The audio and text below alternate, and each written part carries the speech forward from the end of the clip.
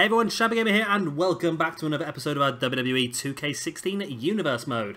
This is going to be our last episode of Smackdown before we get to our Backlash pay-per-view shared alongside Nitro.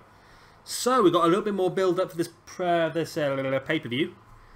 Let's have a quick look at tonight's card. So we're going to start things off with the #1 contender for the Women's Champion, AJ Lee. She's going to be taking on one of the top women on the roster in Lita. A great way for AJ Lee to build up some more momentum going forward to that pay-per-view match on Sunday. Next, we do have our Women's Champion, Paige. She's going to take on one of the legends of this roster, and that is Alundra Blaze. Again, just trying to build up some more momentum moving forward to Backlash on Sunday. We've got a rather interesting match now for you. We've got the Ultimate Warrior, the current Smackdown champion, and The Rock, who will be facing him for that belt at Backlash on Sunday. Tonight they're going to team up and take on the established team of the Bushwhackers. Bit of a crazy one this, and we'll have to see if the team can coincide. If they can coincide, it should be a pretty easy win, but you know these two guys both want to get the upper hand on the other one before Sunday. This one could get a little bit messy. We have a rather random triple threat for you as The Miz, Dude Love and Finn Balor collide. Then we have the Club. I think they're the current tag team champions off the top of my head. I seem to have forgotten, but I'm sure they won the belts a few weeks back. They're going to be taking on the Lucha Dragons. Then we have Tommaso Ciampa taking on AJ Styles. And then our main event of the evening is going to be sort of a preview for what we might see at Backlash as Seth Rollins takes on Bray Wyatt. Of course, on Sunday, this will be for Seth Rollins' Intercontinental Championship. Tonight, it's just non-championship. Let's see what happens. So we are only just going to watch the 3 matches this evening because I'm running a bit short on time. So we're going to skip the normal matches and just watch the 3 rivalry matches. So we're going to skip Ciampa versus AJ Styles, which is a massive win there for Tommaso Ciampa. We'll have to bear that in mind for next month because he could be due some sort of championship challenge, maybe. Maybe get him a go for the. Maybe get him to have a go for the Intercontinental Championship. But then again, you got to think that Tommaso Ciampa is in the Global Cruiserweight Championship in the real life one. So why not have him involved in our Cruiserweight division as well? It's possible.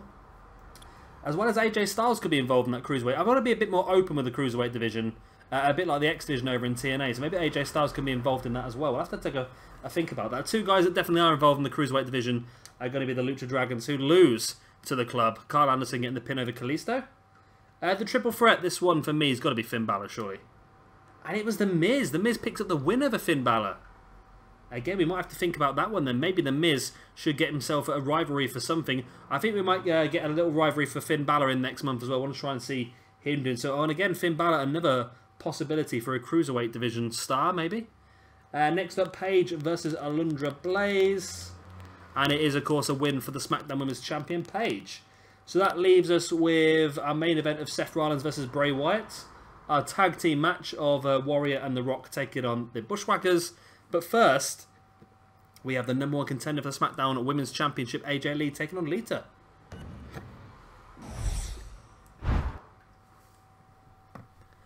And there is confirmation of that match, AJ Lee taking on Lita.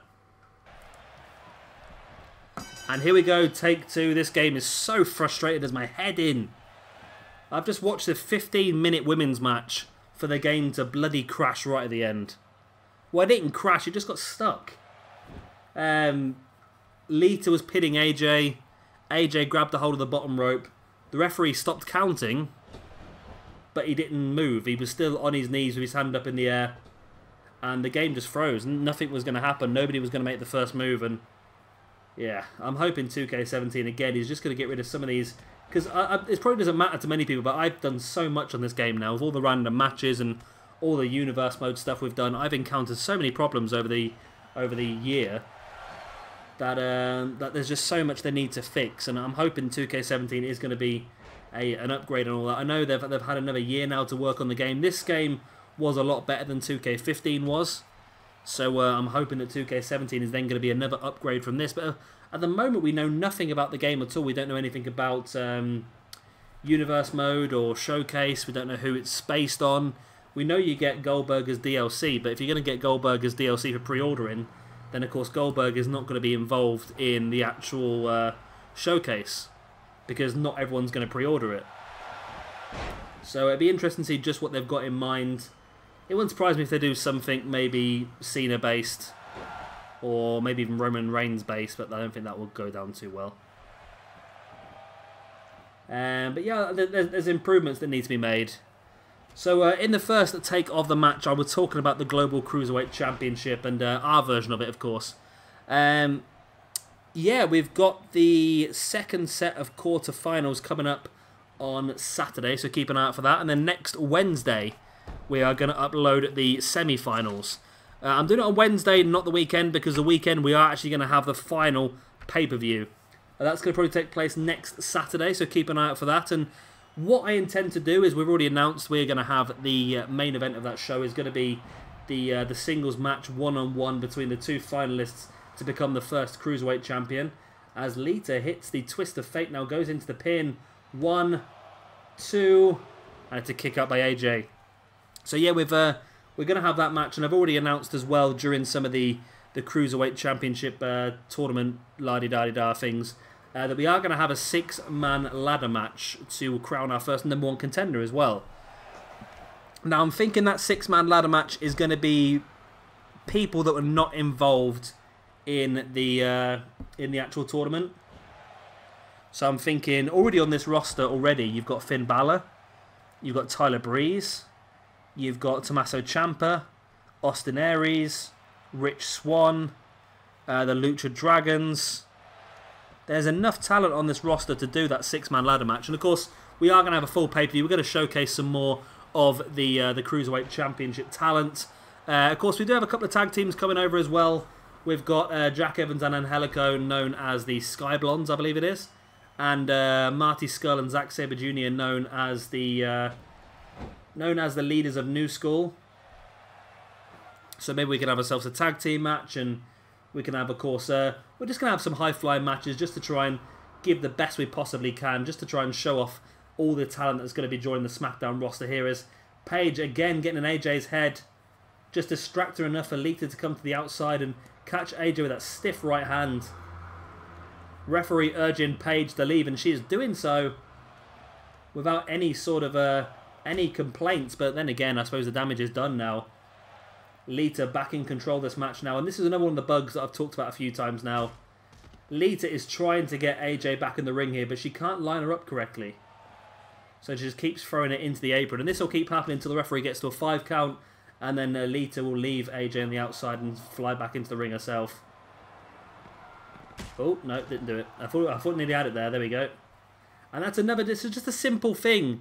It's odd the way that some of these things are written. It's a bit like we've seen before, where somebody hit the finisher maneuver, and then instead of going for the pin, they'll take sort of 3 steps backwards and then 3 steps forwards, and it just doesn't make any sense. Big high kick there by AJ Lee. Now into the pin she goes. 2. Oh, and nearly out of nowhere. AJ still in the victory, but Lita kicks out after a 2 count. Both ladies back up to their feet now, and Lita catching AJ Lee with a neckbreaker. Now Lita going up top. Is she going to go for the moonsault? She does go for the moonsault. Nice rotation mid-air. Referee's incredibly slowed down a bit. Is it going to be enough for Lita to defeat the #1 contender? It's not. Again, it's still only enough to warrant a 2 count.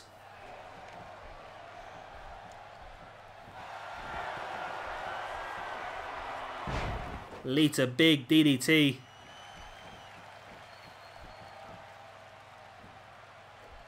Bringing AJ into the middle of the ring, rolls her over. Into the pin.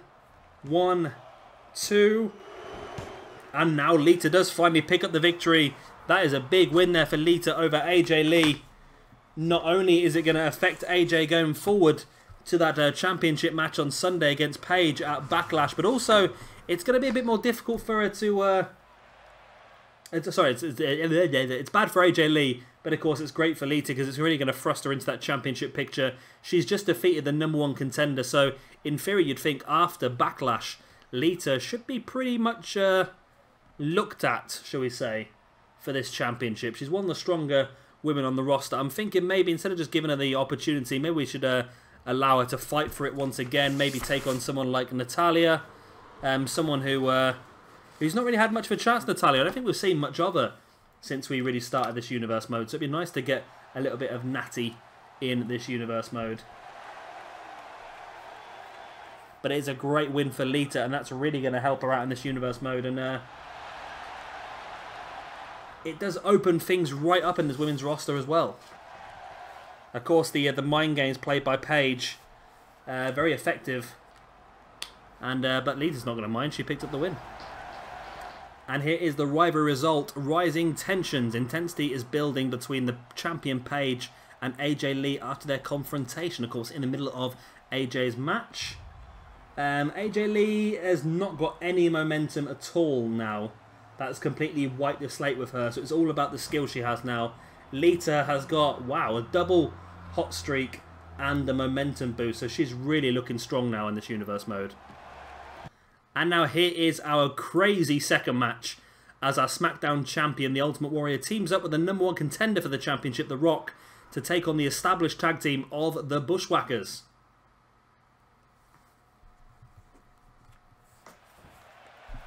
And here we see with both guys in the ring. And it looks like Rock and Warrior both arguing about who's going to start this match. Rock seems to have won that argument, and Warrior makes his way to the outside. And it looks like it is going to be The Rock starting things off against a Bushwhacker.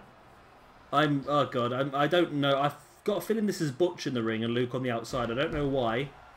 That's just my feeling. We've not really used the Bushwhackers too much in this universe, maybe. Which is a little bit of a shame. I quite like them, but I think tag team wise, we've just got so many tag teams on the go here in SmackDown. Let's have a quick look at my book. Yeah, we've got so many here. We've got the Usos, New Age Outlaws, Pretty Perfect and Dashing, Wyatt Family, Demolition, Bulletproof, the Dudley Boys, the Bushwhackers, Lucha Dragons, the American Alpha, not the American Alpha, but American Alpha.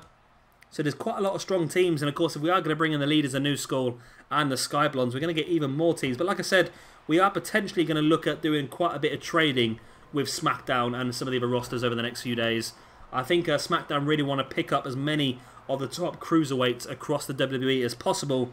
So we'll be looking around and seeing just what we can do, and making some wise trades. I think we're not going to go too over the top, but I'm thinking a few of these guys in this roster can move around, and I think it's going to advantage everyone really. We'll try and pick some of the weaknesses in the other rosters. Nitro did have a weakness in their tag team division, but of course they hired 4 brand new tag teams, which is why one of our matches at Backlash this weekend is going to be the Young Bucks taking on Red Dragon for the tag team championships. That's going to be a nice match, that one, isn't it? So yeah, it's going to be difficult to try and find the best way forward, but I'm sure we can find some really good trades. Maybe Mr. Perfect going to Nitro would be a good idea, and then we can have a tag team of Mr. Perfect and Curtis Axel. Maybe the Perfect Generation or something. Oh, that doesn't make any sense, does it? The Perfect Partnership, I don't know. The Perfect Tag Team, we'll think of something. There's the pin now by The Rock, and it's only enough for a 1 count over Butch or Luke. I've got to think that's Luke now. I don't honestly know. Some of these tag teams, you don't know the difference between the two, do you, really? There's a few like that, and there's I can't think of one now. The Usos are one that gets me, but that's because obviously they're twins. But Blake and Murphy have always struggled with, because they're just always a tag team, so knowing which one's Blake and which one's Murphy is a bit difficult. But thankfully they do have it written on their trunks, which is always helpful. Now the Ultimate Warrior actually won the SmackDown Championship in an Elimination Chamber match, which is something that I don't think anybody has ever said in their entire life. It's not the situation you'd expect the Ultimate Warrior to win the championship in. I believe he may have pinned Mr. Perfect last to win it as well. I think the final 3 people in the chamber were Mr. Perfect, Ultimate Warrior and Luke Harper as well. And that's one thing that I'm really worried about in the upcoming draft as well, is that I don't want to split loads of people up like they did last time. Last time they split loads of tag teams and stables and stuff like that. It didn't work for me. I think they should just be clever and say, look, these people are tag teams, so they're going to be drafted as a tag team. I don't want to see like AJ Styles go to one roster and Carl Anderson and Doc Gallows go to the other one. I do not want to see the Wyatt family split up. The only person from the Wyatt family that I would be okay with leaving is Luke Harper, because I think he's the only one that can go solo. The other two, I think without Bray Wyatt, don't really have much use.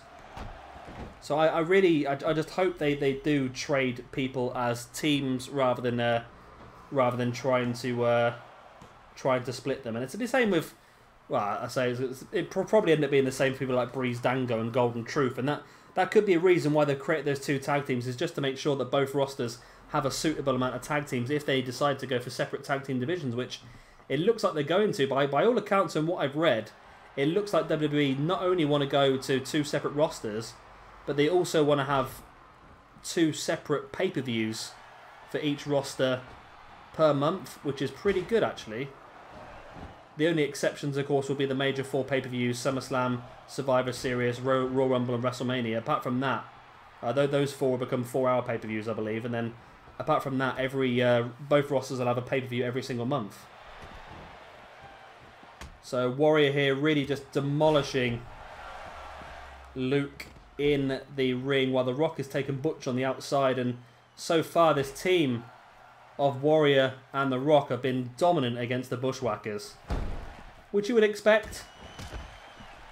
The Bushwhackers are not a strong team, and I think if Warrior can finish off Luke here in the ring, I think I'm going to get loads of comments saying that's Butch and I. If Warrior can finish off the Bushwhacker in the ring, oh no, your Butch is back up on the apron now. As Warrior goes for the superplex, Butch taken back down by The Rock.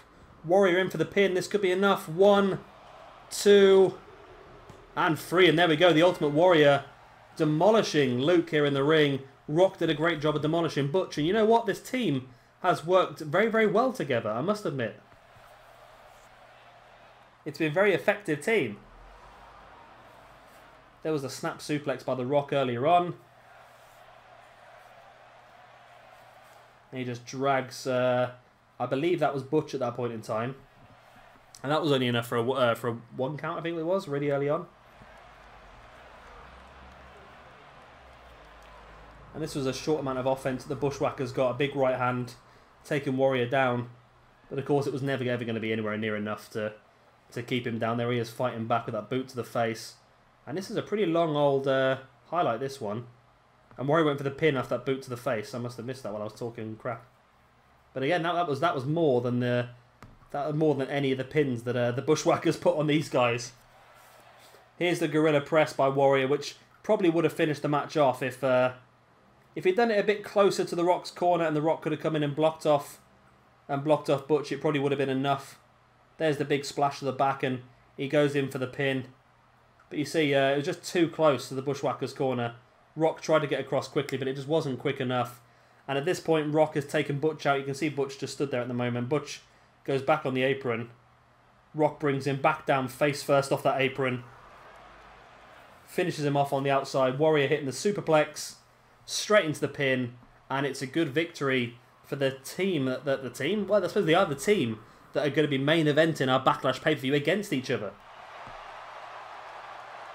And it looks like there's a bit of mutual respect here between these two. Showing how strong they've been, and Rock is now imploring Warrior up onto the corner to celebrate, and this is a bit strange, really. It's a little bit out of character for these two in this feud, but a great bit of respect shown by both of these two, and I think we're going to have a pretty damn good match on Sunday at Backlash. Okay, here's the rivalry result. It makes absolutely no sense whatsoever. Rising tensions. The tense rivalry between The Rock and the Ultimate Warrior heats up. I can only imagine that's talking about the cutscene that happened at the very, very beginning when they were arguing about who was going to start the match. But either way, Warrior got the pin. Rock still gets the win as well, so it doesn't really matter too much. Both guys are going to gain momentum from that. The Rock's got a hot streak, and Warrior's got a rocket boost. A momentum boost. And it's actually made The Rock and Warrior enemies now. I don't quite know why that's happened from that match. It makes a little sense, really. And the Bushwhackers are now on a cold streak due to successive losses. And here is our main event this evening. It is going to be our Intercontinental Champion Seth Rollins taking on Bray Wyatt in a non-championship match.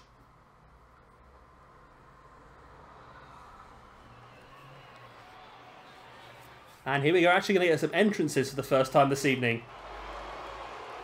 And here he comes, the The man who was the WWE Champion for an incredible short amount of time. Only a few minutes, really. But of course, he is the Intercontinental Champion in our Universe mode. He won a 6-man ladder match at Over the Edge, taking that belt away from Bray Wyatt. Bray was unhappy. Bray feels he never lost the belt, which I suppose he didn't lose the belt, did he? Really? It was a ladder match. Bray was not involved in the finish of the match. It was really luck of the draw, and Seth was the man who managed to climb the ladder and walk away with that Intercontinental Championship. And Bray Wyatt is desperate to get that one back.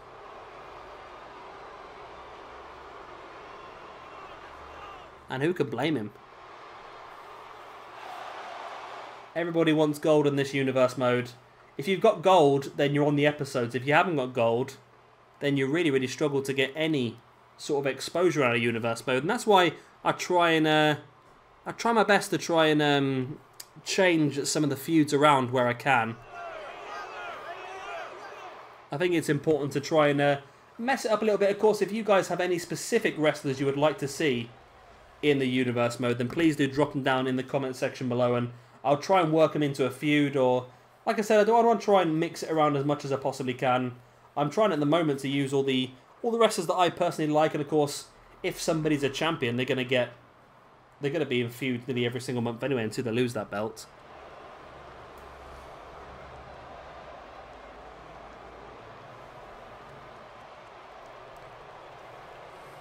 But Bray Wyatt, desperate to get this one back. And I said before, I think it would be nice for people like Bray Wyatt if they allowed feuds to be stable-based as well. Not necessarily stable-based, but if, for example, I've done Seth Rollins versus Bray Wyatt as a feud, I think some of the rivalry matches would make sense if it was Seth Rollins versus one of the Wyatt family. Then if the game can be given that sort of intelligence to look and say, if Bray Wyatt has a stable, then rival A will face off against Bray Wyatt's rival member or stable member. I think there's no reason why they couldn't do something like that. That's why I mentioned before about potentially having the storyline editor as part of the universe mode and being able to create our own shows with our own cutscenes and even our own sort of promos, you know, where somebody could come down to the ring with a microphone and I could type down just a few sentences, nothing major, just a few sentences of stuff to write. And I think that would make it so much better because then we can have a little bit of dialogue in the story. And that would be really, really good because that would mean I can open it up a little bit more and try and have people explain some of their actions.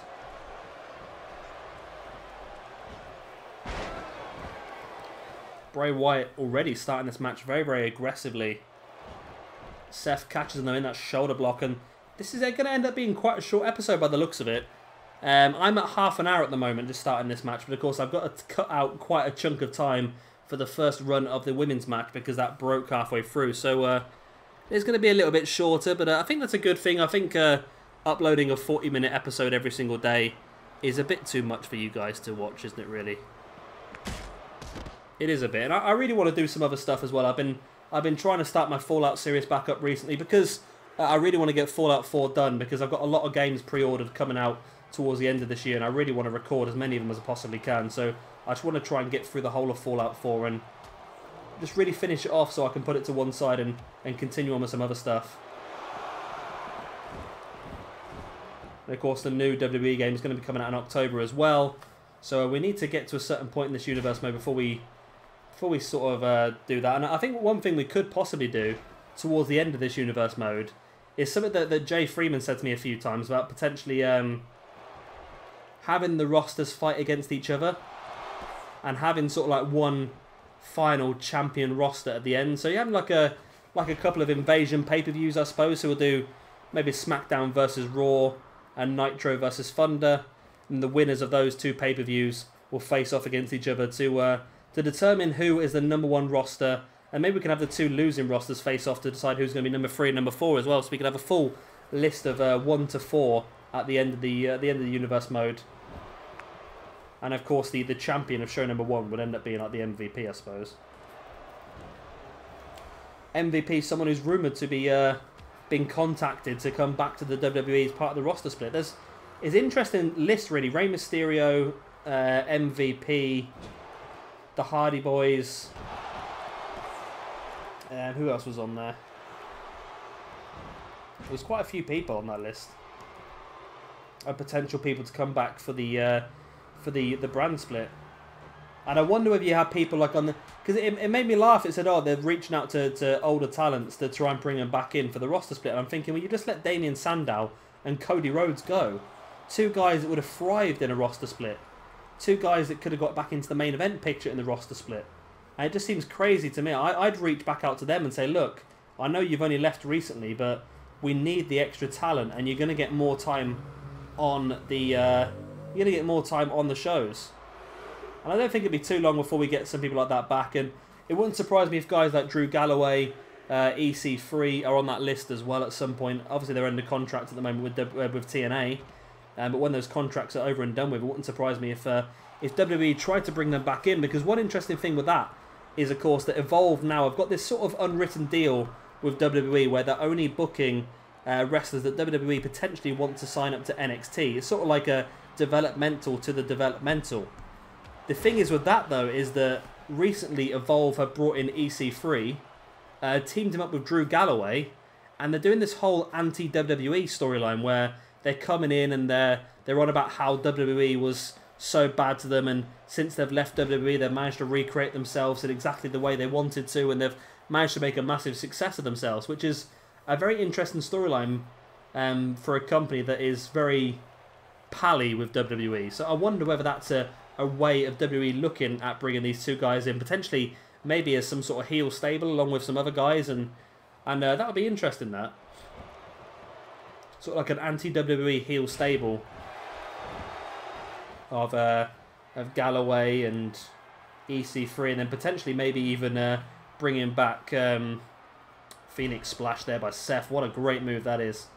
And yeah, potentially bringing back Cody Rhodes and Damien Sandow. I should imagine eventually those two guys will come back in because they're too talented to be on the indie scene for too long. It's going to be great to see them, don't get me wrong. Cody Rhodes already in for the Battle of Los Angeles down at PWG, which will be a fantastic show as always. And it wouldn't surprise me if Damien Sandow joins him there as well. Seth going out for another Seth Walker and hits it beautifully in for the pin. This could be enough to pin the #1 contender Bray Wyatt. And no, it's not. It was on the verge of a 3 count, but just not quite enough to keep the big man down. Big man's back up now, bringing Seth back into the middle of the ring, takes him up and just dumps him down. Bray once again now pulling Seth away from the ropes, going to drop into a pin. Is it going to be enough? 1, 2. Oh, and again, it's very, very close to a 3 count. The end of this match cannot be too far away. Big clubbing blow over the back of the head there by Bray Wyatt on Seth Rollins. Bray now sending Seth into the corner. Up onto the top turnbuckle. Oh, but Seth fights free. And a big diving crossbody as well. Seth Rollins, Bray Wyatt over. Seth Rollins. And there's the curb stomp. Yes, I have taken the pedigree away from Seth Rollins, giving him the curb stomp instead. I prefer that move. Although I did really pop the other night when Seth reversed the spear into a pedigree. I thought that was incredible. Really, really cool. There's the pin. 1, 2, and surely a 3. And there we go. The Intercontinental Champion, Seth Rollins, picks up a victory over the man he will be facing once again in 3 days' time at Backlash for the Intercontinental Championship. So well done to Seth, who has decided that he wants to add insult to injury, and here just stomping on the grounded body of Bray Wyatt. Insult to injury, no reason to. Bray was out of it. Seth had beaten him already. But that just shows the sort of aggression that Seth has in him, and the sort of aggression that he's probably going to show this Sunday at Backlash as well. Right. That's the end of this episode. A bit shorter than normal, but not a bad one. We've seen some interesting stuff. We've seen the development and the last bit of build-up of all of our rivalries before Backlash. And I think it's going to make it a very interesting pay-per-view. So, of course, if you have enjoyed this video, then please do hit that like button. It does really help me out. And, of course, if you are new around here, hit that subscribe button as well. Keep an eye out because tomorrow we will have our second set of quarterfinals for the Global Cruiserweight Championship. And on Sunday, of course, we have Backlash as well. I've been Shabby Gamer. Thank you very much for watching. And I shall see you all very, very soon for the next episode of the Global Cruiserweight Championship.